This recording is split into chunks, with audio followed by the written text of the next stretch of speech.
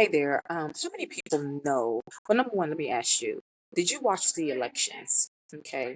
And you heard a term that was called black jobs, right?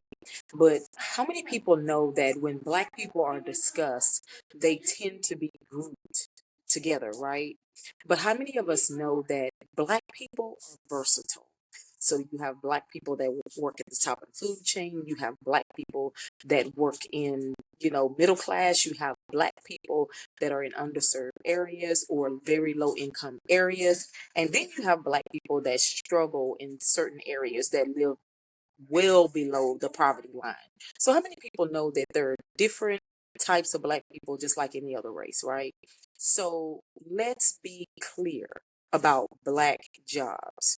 Let's be clear about what it is instead of assuming what we think somebody know, because what you don't know, when people talk, they don't always talk in technicalities. And the reason being is because sometimes when you're talking to a large population of people, they don't quite understand like the technicals or the things that you're talking about. So they'll just talk in layman term, right?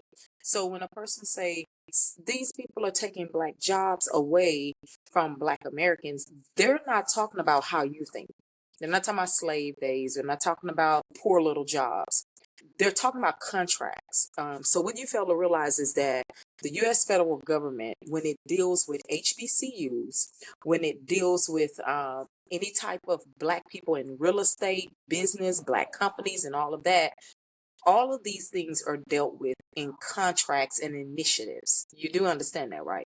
So even though he didn't say it that way, that's what he was talking about. Do you understand that? So they didn't come out and name the programs, name the titles, name this and name that. So you have to understand what someone is actually saying. And then you also have to think that when you have somebody like Simone Biles forget that just not too long ago, people were making fun of her. They were talking about her twisties and her mental illness because they was talking about she pulled out of the track thing and she was scared and all, not track, I'm sorry, gymnast thing, and she was scared. So people tend to forget how people talk about you, how people label you, how people make fun of you. And then they're quick to make fun of other people. What Biles do not understand is that everybody was not raised how she was raised. So of course we know that she was born into a crack mother, but her grandmother, which was well off, adopted her. Do you understand that? And she was placed around white people, pretty much white people who had money, who were gymnasts and had their children in gymnastics. That's how she was raised pretty much all of her life. But that's not all blacks. So when you talk about black jobs, let's break it down. Anytime that you're at Chick-fil-A, what do you see? See a lot of white people working there, right? Depending on what neighborhood Chick-fil-A is in. Anytime you are in retail fashion places, in upscale areas, what do you see? Whites and Hispanics, right? You may see a few blacks, but it's the same exact thing. It's retail. They're not getting paid any more. They're not getting paid any less. And you must understand that when people say black jobs, they wasn't saying, oh, you work at Kentucky Fried Chicken. Oh, you work at Church's Chicken. Oh, you work over here in retail at Walmart. Oh, because the truth is, white people working those jobs just as well as black people working those jobs, just as well as Hispanics working those jobs. So again, you have to understand what people are actually talking about. So all of those people like Michelle Obama and different people who were saying things like, oh, our black job, we like our black job. But the truth is that all Americans? Are all Americans gymnasts? Are all Americans the president's wife or vice president? No, that is not all Americans. It's not even the majority of black Americans. So again, when that person said that, what they were talking about was contracts, because those contracts were going to illegal immigrants and groups of people so that they can get the positions and they can get the jobs. So guys, a lot of times instead of us asking questions like what does that mean? And to really sit down and ask questions, what people will do is they'll assume. They'll assume, they'll listen to a lot of gossip, they'll listen to a lot of fear, they'll listen to a whole bunch of stuff, and then people will just start gossiping instead of us learning and growing and become better. Now, if you want to know more, I made a whole episode on black jobs. You can find it in the link above. If you click on the Critical Line Network, it will take you to my YouTube channel and just look for that video that's called Black Jobs. It's very inspirational. I break down things in there because a lot of Black people come from certain areas where they have criminal histories, because of things that happened in the 80s and 90s and all that kind of stuff. And it's been kind of hard and challenging for them. Well, I put some information together for second chance jobs and corporations and all that kind of stuff. It's got things like that in there. It's got more information in there, and to just break down what's going to happen when immigration deportation happens.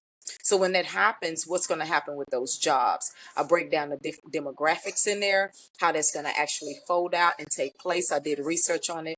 So if you guys like to learn a little bit more, again, click in the link in the bio and go ahead and look for that video called Black Jobs on YouTube. Subscribe, hit the notification bell. I'm always bringing you guys some good stuff. Our goal is to get better. And the only way we get better is we stop all that fighting. What's that? Let me give you an example of what I'm talking about. Look at the word democracy, right? Look at what all the presidents say, all the people say, our democracy, our democracy. But do you know people fight over things that are not even true? We do not live in a democracy. We live in a republic. That's why when you see your California flags and your Texas flags and all of them, none of them say democracy. They say republic. When you look at your Constitution, it does not say democracy. It says republic. When you look at your 4th of July institutional document, it does not say democracy.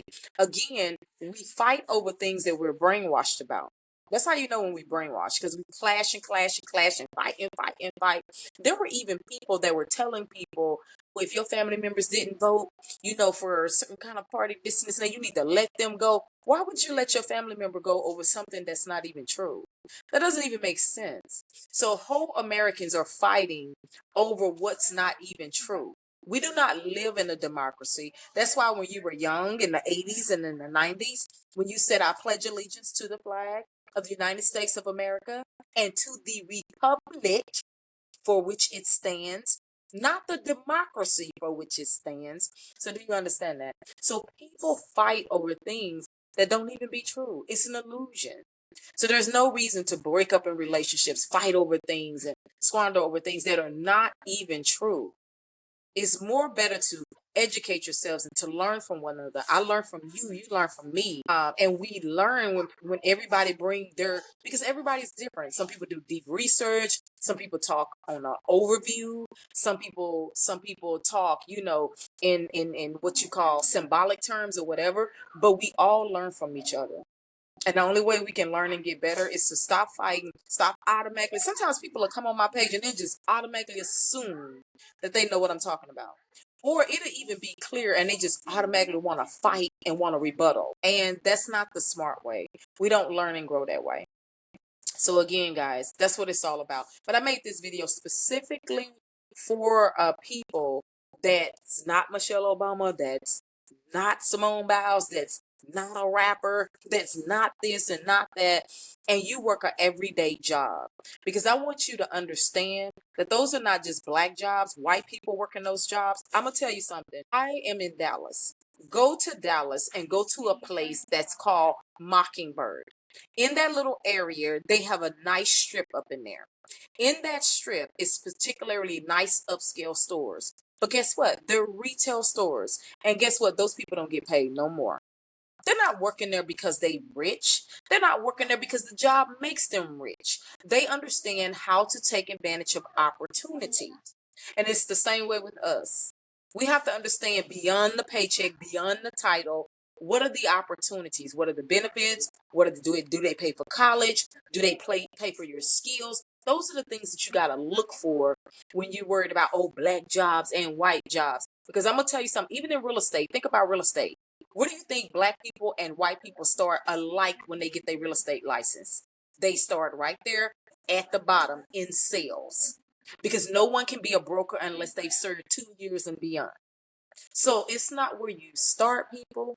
It's where you start and you take that opportunity and you bounce with it. Join me, guys. Have a great day.